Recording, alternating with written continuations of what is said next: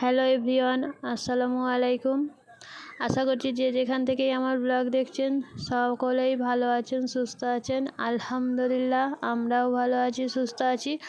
আজকে আরেকটি ভিডিও নিয়ে আপনাদের কাছে চলে এসেছি। আজকে হচ্ছে রুই মাছের রেসিপি, কিভাবে খুব তাড়াতাড়ি অল্প সময়ের মধ্যে অল্প উপকরণে সুস্বাদু মাছের ঝোল তৈরি, সেটাই আপনাদেরকে দেখাবো। এখানে আগে মাছটাকে ভালোভাবে কেটে বেছে ধুয়ে নিচ্ছি।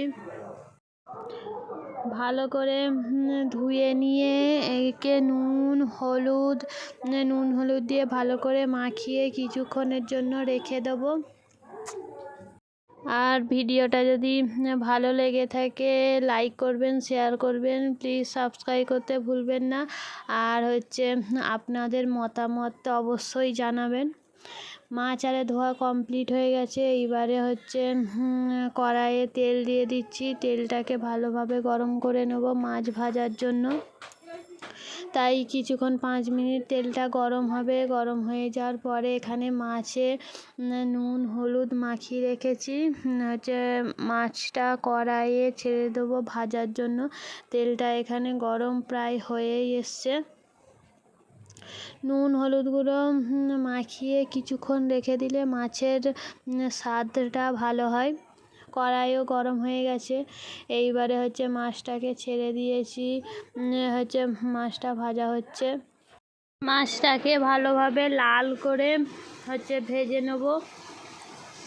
মাছ ভাজাটা গ্যাসেই হচ্ছে, কারণ হচ্ছে মাছ আনতে আনতে 11টা বেজে গেল। তখন আমাদের রান্না শেষ হয়ে গেছে। উনুনে রান্না হয় তো রান্না শেষ হয়ে গেছে 9টার মধ্যে। তাই ভাবলাম মাছটাকে গ্যাসেই ভেজে নিই, বিকালে হচ্ছে উনুনে রান্না করে নেবো।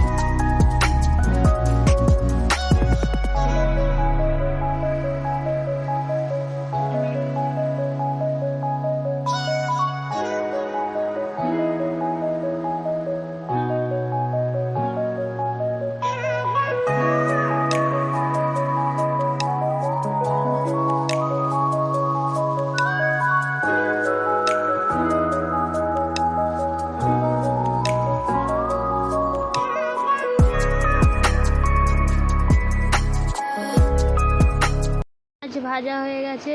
এইবারে হচ্ছে উনুনে ওই মাছের তেলটা দিয়েই মাছটা রান্না করে নেব। যেই তেলে ভাজা হয়েছিল সেই তেলটা দিয়েই রান্না করে নেব। এইদিকে উনুন জ্বালিয়ে দিয়েছি, একদিকে ভাত হচ্ছে আর একদিকে হচ্ছে মাছটাকে রান্না করে নেব। তেলটাকে গরম করতে দিয়ে দিয়েছি, গরম প্রায় হয়ে এসছে। এইদিকে পেঁয়াজটাকে দিয়ে ভালোভাবে নেড়ে নেব, পেঁয়াজটাকে লাল করে নেব। মাটির উনুনে রান্না করে অনেকই শান্তি, মানে তাড়াতাড়িও হয়ে যায় রান্না। গ্যাসের থেকে তো মাটির উনুনে দুদিকেই তাড়াতাড়িও রান্না হয়ে যায়। গ্যাসে যেখানে হচ্ছে আধ ঘন্টা লাগে, সেখানে সেই রান্নাই হচ্ছে উনুনে 20 মিনিটে হয়ে যায়। খুব তাড়াতাড়ি রান্না হয়ে যায়।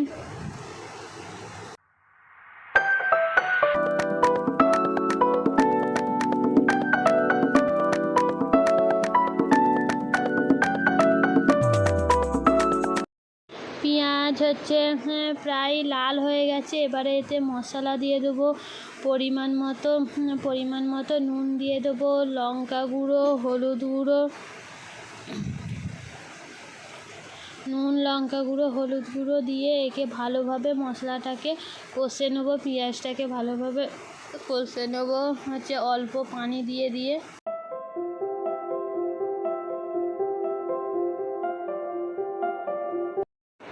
পানি দিয়ে মশলাটাকে ভালো করে লাল করে কষে নিচ্ছি। কষে নেওয়ার পরে এবারে পরিমাণ মতো, মানে যাদের বাড়িতে যতগুলো মেম্বার সেই অনুযায়ী পানি দিয়ে ভালোভাবে পানিটাকে ফুটিয়ে নেব।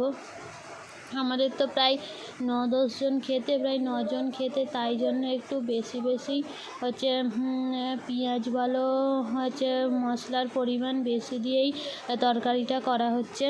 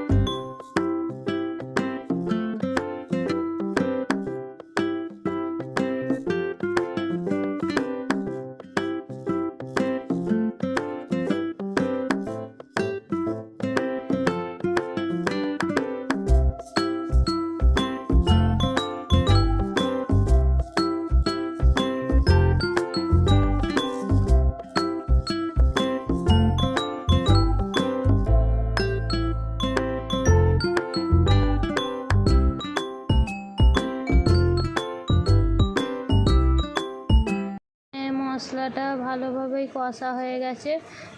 এবারে পরিমাণ মতো পানি দিয়ে দেবো। আমাদের তো অনেকজনই খেতে, তাই জন্য আমরা হচ্ছে বেশি করেই পানি দিয়ে দিয়েছি। এবার আপনারা আপনাদের মেম্বার অনুযায়ী পরিমাণ মতো পানি দিয়ে দেবে। এই পানিটা হচ্ছে এই মশলাটা ভালোভাবে 5 মিনিটের মতো ফুটে গেলে তারপরে মাছ দিয়ে দেবো। এখানে ফুটে গেছে 5 মিনিটের মতো, মাছটাকে এর মধ্যে ঢেলে দেবো।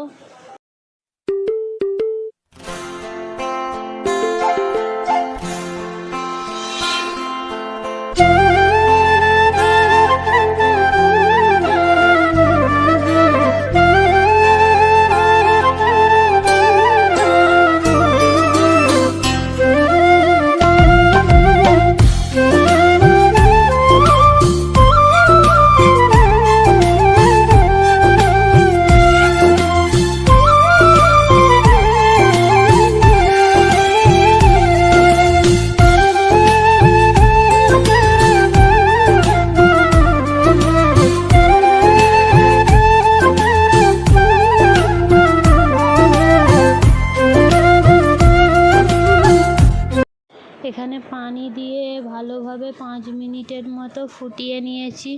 এরপরে এর মধ্যে মাছ দিয়ে দেবো। মাছটা দিয়ে হচ্ছে গুঁড়ো মশলা, জিরে গুঁড়ো, ধনে গুঁড়ো দিয়ে ভালো করে মশলাটাকে আর একটু 5 মিনিটের মতো রেখে নামিয়ে নেব।